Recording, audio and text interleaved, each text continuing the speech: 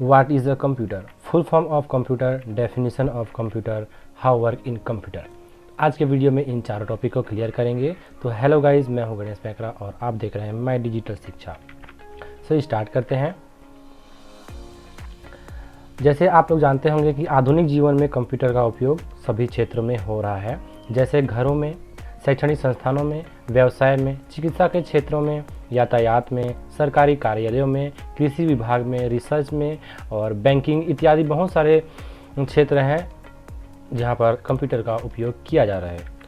छोटे बच्चे से लेकर बड़े बुजुर्गों तक कंप्यूटर का उपयोग यहाँ पर किया जाता है। आजकल हम आप रोज़ सुबह उठने से लेकर शाम के सोते तक कंप्यूटर का उपयोग कर रहे हैं। तो क्यों ना हम कंप्यूटर के बारे में अच्छे से जानें कि कंप्यूटर क्या है, कंप्यूटर कैसे कार्य करता है और कंप्यूटर कार्य करने में कौन कौन सा स्टेप फॉलो करता है। तो हम लोग देखते हैं what is a computer. Computer क्या है? कंप्यूटर शब्द लैटिन भाषा के कंप्यूटरे शब्द से बना है, जिसका अर्थ है गणना करना, परंतु कुछ विशेषज्ञों का मानना है कि कंप्यूटर शब्द कंप्यूट से हुई है, लेकिन दोनों का शाब्दिक अर्थ है गणना करना, कैलकुलेट करना, और कंप्यूटर का हिंदी नाम संगणक होता है। ठीक है, तो कैलकुलेट करना इसका मीनिंग है। तो हम यहाँ पर कह सकते हैं कंप्यूटर एक कैलकुलेटिंग डिवाइस है, या आप ये भी कह सकते हैं कंप्यूटर एक आधुनिक इलेक्ट्रॉनिक मशीन है जिसे दिए गए निर्देशों के समूह के अनुसार समस्याओं के विभिन्न प्रकारों का समाधान करने हेतु उपयोग किया जाता है। अगला हम लोग देखते हैं कंप्यूटर का पूरा नाम, फुल फॉर्म ऑफ कंप्यूटर। ठीक है, फुल फॉर्म ऑफ कंप्यूटर। तो कंप्यूटर का पूरा नाम क्या है, इसको हम लोग देखते हैं। तो कंप्यूटर जो है 8 कैरेक्टर से मिलकर बना हुआ है, जैसे COMPUTER। ठीक है, कंप्यूटर। तो C का क्या होता है? कॉमन या सामान्य तौर पर। O का होता है ऑपरेटिंग या संचालित। M का होता है मशीन या यंत्र। P का होता है पार्टिकुलरली या विशेष रूप से। U का होता है यूज्ड फॉर। T का होता है टेक्निकल या ट्रेड, और E का होता है एजुकेशन, और R का होता है रिसर्च। ठीक है, ये आपका कंप्यूटर का फुल फॉर्म है, इसको आप लोग नोट कर लीजिएगा। अगला हम देखते हैं डेफिनेशन ऑफ कंप्यूटर, कंप्यूटर की परिभाषाएं। आप लोग के लिए बहुत सारा कंप्यूटर की परिभाषाएं लेकर आया हूं मैं यहाँ पर। जैसे हम लोग देखते हैं, एक कंप्यूटर एक ऐसी मशीन है जो निर्देशों की एक सूची के अनुसार डेटा को मैनिपुलेट करती है। या आप बोल सकते हैं एक डिवाइस है जो प्रक्रियाओं को प्राप्त करती तथा सूचनाओं को प्रदर्शित करती है। या आप बोल सकते हैं एक इलेक्ट्रॉनिक डिवाइस है जो सूचना को संग्रह तथा मैनिपुलेट करती है। या आप ये भी बोल सकते हैं कोई डिवाइस जो एक परिभाषित स्वरूप में ऑपरेशंस को एक श्रृंखला संपन्न करने में सक्षम है। या और भी परिभाषाएं हैं आपके लिए, जैसे आप बोल सकते हैं एक मशीन जो सूचना को प्राप्त तथा संग्रह कर सकती है एवं इसमें परिवर्तन अथवा प्रक्रिया कर सकती है। आप ये भी बोल सकते हैं एक डिवाइस जो अंकगणितीय तथा तार्किक ऑपरेशंस की श्रृंखला संपन्न करने में सक्षम होती है। आप ये भी बोल सकते हैं कंप्यूटर्स इस प्रकार की मशीन्स होती है जो निर्देशों अथवा प्रोग्राम्स के एक सेट के अनुसार कार्य अथवा गणना संपन्न कर सकती है। या आप और भी कुछ बोल सकते हैं एक प्रोग्रामेबल मशीन जो नंबर्स के साथ साथ टेक्स्ट, ग्राफिक्स, सिंबल तथा साउंड की उच्च गति की प्रक्रिया संपन्न करती है। ठीक है, तो ये बहुत सारे यहाँ पर आप लोग के लिए 8 डेफिनेशन में लेकर आया हूँ। इन सभी में से आप कोई भी डेफिनेशन एक याद कर लीजिएगा और सभी डेफिनेशन को नोट कर लीजिएगा। हाउ वर्क इन कंप्यूटर, कोई भी कंप्यूटर चाहे वो छोटा हो चाहे बड़ा हो, ये 3 स्टेप में ही कार्य करता है, इनपुट, प्रोसेसिंग और आउटपुट। कंप्यूटर को हम इनपुट देते हैं, वो प्रोसेसिंग करता है और उसके बाद में आउटपुट हम लोग को प्राप्त होता है। तो हम लोग देखते हैं इसके क्या क्या स्टेप हैं। जैसे इनपुट, ये पहला स्टेप। इनपुट हम लोग इसको इनपुट देते हैं, उसके बाद में ये प्रोसेसिंग करता है। ठीक है, CPU के अंदर प्रोसेसिंग करता है और उसको आउटपुट के रूप में हम लोग को प्राप्त होता है। तो इनपुट जैसे हम लोग टेक्स्ट दे सकते हैं, या कोई पिक्चर दे सकते हैं, कोई साउंड इफेक्ट दे सकते हैं, कोई वीडियो के रूप में दे सकते हैं। तो अलग अलग इनपुट डिवाइसेस के माध्यम से डेटा इनपुट करते हैं। उसके बाद ये प्रोसेसिंग करता है उसको CPU में, सेंट्रल प्रोसेसिंग यूनिट में, इसमें सारा प्रोसेस करता है। उसके बाद में आउटपुट हम लोग को प्राप्त हो जाता है, जैसे आप मॉनिटर में प्राप्त करेंगे, प्रिंटर में, और साउंड इफेक्ट के रूप में स्पीकर में और प्रोजेक्टर में इत्यादि बहुत सारे डिवाइसेस हैं, आउटपुट डिवाइसेस। इसके माध्यम से हम लोग डेटा को प्राप्त करते हैं। तो अब आप सीख गए होंगे कि कंप्यूटर कैसे कार्य करता है। इसको और बारीकी से समझने के लिए हम लोग ब्लॉक डायग्राम की सहायता लेते हैं, लेकिन इससे पहले हम लोग यहाँ पर थोड़ा सा देखते हैं कि कंप्यूटर, जो प्रत्येक कंप्यूटर होते हैं, इसके क्या क्या भाग होते हैं। ठीक है, मुख्य 5 भाग होते हैं, जैसे input unit, output unit, memory unit, arithmetic and logic unit और कंट्रोल यूनिट। ठीक है, ये 5 भाग होते हैं कोई भी कंप्यूटर के, और सारे जितने भी लॉजिक होता है, जो अर्थमेटिकल कार्य होता है, फंक्शन होता है, ये सभी चीज़ें कंप्यूटर के अंदर में इन 5 भागों से मिलकर बनाया जाता है। चलो, तो हम लोग देखते हैं इसका ब्लॉक डायग्राम। ठीक है, ब्लॉक डायग्राम देखने से पहले थोड़ा सा एक बात को ध्यान देते हैं। ये जो कंप्यूटर है एक इलेक्ट्रॉनिक डिवाइस है, एक इलेक्ट्रॉनिक मशीन है कंप्यूटर। तो मशीन होने के नाते ये हमारे जो लैंग्वेज होता है इसको ये नहीं समझता है। कंप्यूटर एक मशीन है जो हमारी जो भाषा है उसको नहीं समझता है। हमारी भाषा क्या होती है, हाई लेवल लैंग्वेज में होती है, और ये बस मशीनी भाषा को ही समझता है, अपना एक ही भाषा, मशीनी भाषा। ये मशीनी भाषा यानी बाइनरी 0 और 1 की जो भाषा है वो मशीनी भाषा कहलाती है, और उसी को ये कंप्यूटर समझता है। तो कंप्यूटर इस मशीनी भाषा में कैसे काम करता है, इन सभी को प्रोसेस स्टेप बाय स्टेप हम लोग देखते हैं। ठीक है, तो आगे बढ़ने से पहले आपसे रिक्वेस्ट है कि चैनल पे पहली बार आए हैं तो चैनल को सब्सक्राइब करें, वीडियो पसंद आएगा तो आप लाइक करें, अपने दोस्तों के साथ शेयर करें। तो देखते हैं ब्लॉक डायग्राम।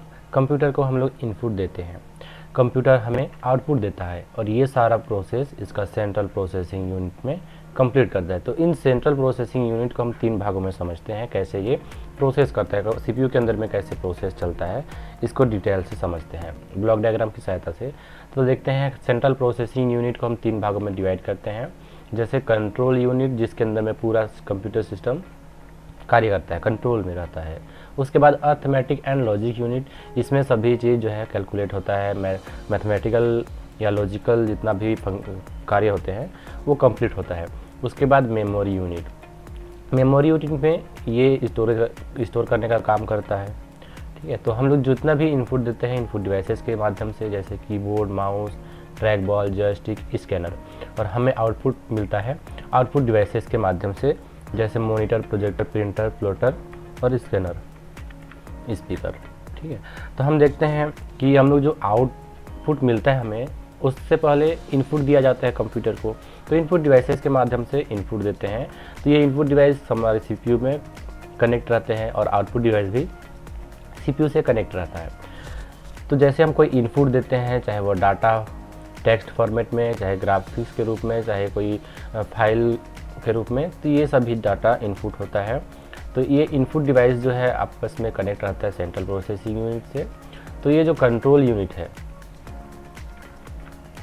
ये कंट्रोल यूनिट उस इनपुट यूनिट को आदेश देता है, क्योंकि हम जानते हैं कंट्रोल यूनिट यानी इसके अंदर में पूरा कंप्यूटर सिस्टम कंट्रोल में रहता है।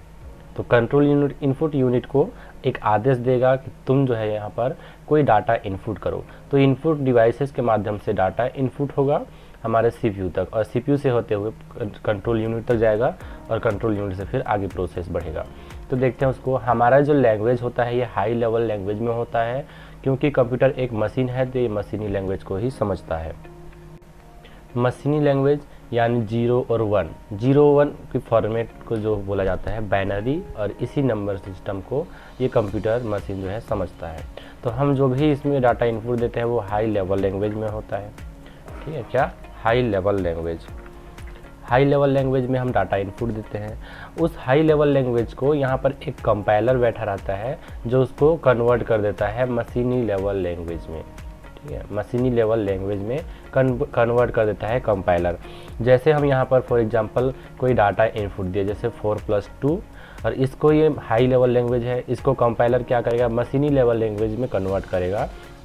यहाँ पर 1 1 0 + 1 0, ठीक है, इस फॉर्मेट में 0 1 की फॉर्मेट में ये कंपाइलर कन्वर्ट कर देगा। उसके बाद ये जो डाटा है वो यहाँ पर कंट्रोल यूनिट क्या करेगा, अर्थमेटिक एंड लॉजिक यूनिट के पास में भेज देगा उस डाटा को। ठीक है, उस डाटा को अर्थमेटिक लॉजिक यूनिट के पास क्यों भेजेगा, वहाँ पर कैलकुलेशन करने के लिए, कोई भी फंक्शंस करने के लिए। अब हम लोग देखते हैं ये जो डेटा है अर्थमेटिक लॉजिक यूनिट के पास चला जाएगा और यहाँ पर उसको कैलकुलेट करके आपको रिजल्ट मिल जाएगा। उसके बाद फिर से ये जो कंट्रोल यूनिट है आउटपुट यूनिट को एक आदेश देगा कि आप जो है इस डेटा को शो करो मॉनिटर में या प्रिंटर में या प्रोजेक्टर में, जो भी आउटपुट डिवाइसेस है उसमें आउटपुट के रूप में शो करो। तो ये डाटा कहाँ चला जाएगा, आउटपुट डिवाइसेस के माध्यम से मॉनिटर में। और ये प्रोग्राम इतना फास्ट काम करता है कि हमको पता भी नहीं चलता है, इतना फास्ट से वो ट्रांसलेट कर देगा और उसको डेटा को कैलकुलेट कर देगा। और अभी जो है आउटपुट निकलेगा तो ये हमारा जो लैंग्वेज है मशीनी लैंग्वेज से हाई लेवल लैंग्वेज में फिर से चेंज करेगा। जो कंपाइलर है यहाँ पर मशीनी भाषा में है और उसी को कंपाइलर फिर से कन्वर्ट कर देगा हाई लेवल लैंग्वेज में, यानी हमारी लैंग्वेज में, और हमको ये प्राप्त होगा 6। अगर हम उसी को सेव करने के लिए चाहते हैं तो ये control unit arithmetic logic unit को एक आदेश देगा कि तुम इस डेटा को मेमोरी यूनिट में जाके सेव कर दो। ठीक है, अगर इस फिर से मेमोरी यूनिट के डाटा को लेना चाहता है तो फिर से यहाँ पर से ले सकते हैं डेटा को। और ये सभी किसके अंडर में काम करेगा, कंट्रोल यूनिट के अंडर में। कंट्रोल यूनिट से डायरेक्ट सेव भी कर सकते हैं और सेव किया गया डेटा को हम लोग ले भी सकते हैं प्रोसेस के लिए। अगर हम कोई एक्सटर्नल डिवाइस ऐड करते हैं जो मेमोरी यूनिट होती है उसका, ठीक है, तो यहाँ पर जैसे हम लोग बाहर से ऐड कर सकते हैं सेकेंडरी मेमोरी के रूप में। सेकेंडरी मेमोरी जैसे आपका हार्ड ड्राइव है या पेन ड्राइव, ठीक है, बाहर से जो कनेक्ट करेंगे सीपीयू के बाहर से, तो उसको बोला जाता है सेकेंडरी मेमोरी। ठीक है, इस मेमोरी के चैप्टर में हम इसको पूरा कंप्लीट करेंगे। प्राइमरी मेमोरी क्या है, सेकेंडरी मेमोरी क्या है, रैम रोम हार्ड ड्राइव, ये सभी चीज़ें क्या होती है, इसको हम लोग मेमोरी यूनिट की क्लास में कंप्लीट करेंगे। तो ये सेकेंडरी मेमोरी यूनिट को हम लोग यहाँ पर कनेक्ट करेंगे तो कंट्रोल यूनिट ही उसको आदेश देगा कि तुम उसका डेटा को यहाँ पर इनपुट मतलब अंदर भी भेजो और उसमें सेव भी करो। ठीक है, मतलब सेकेंडरी मेमोरी का जो डेटा है उसको तुम यहाँ पर ले लो और उसमें जो है कोई प्रोसेस करो और फिर से उसमें सेव करना है तो फिर से यहाँ पर से सेव कर देंगे। ठीक है, दोनों तरफ से एरो दिख रहा है। तो ये जो ब्लॉक डायग्राम है इसकी सहायता से आप अगर अच्छे से कंप्यूटर सीख जाते हैं तो आपको पूरी आ जाएगा कंप्यूटर कैसे काम करता है।